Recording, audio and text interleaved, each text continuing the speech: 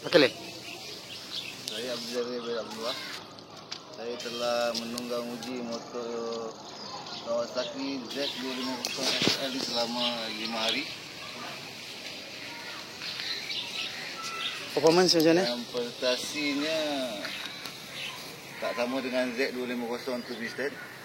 Top speednya kita boleh, saya dah dapat dalam 145, 15.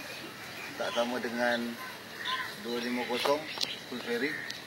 Kalau nak dibandingkan dengan FZ yang saya bawa, daripada segi torque, Kawasaki lebih cepat berbanding FZ.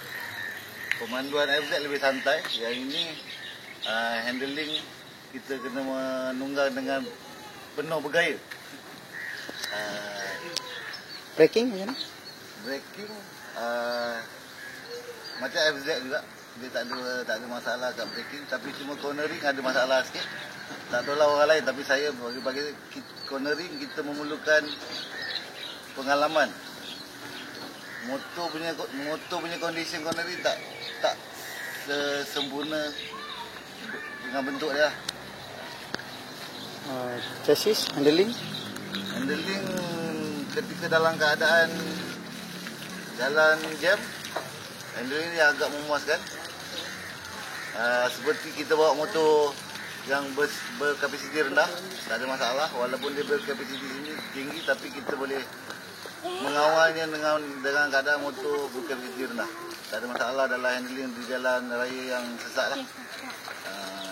Tak ada macam kita bawa sport bike, handling agak kelang kabut. Handling dia okey. Daripada segi handling dia okey, sama dengan dia punya 250 SL yang full fairing kan. Tak ada masalah handling dalam keadaan jalan raya yang sesak. Cuma dalam keadaan yang saya katakan mula-mula, cornering dia ada masalah sikit untuk kita masuk laju. Untuk kita masuk slow okey, tapi untuk kita masuk laju belakang ada macam buai sikit.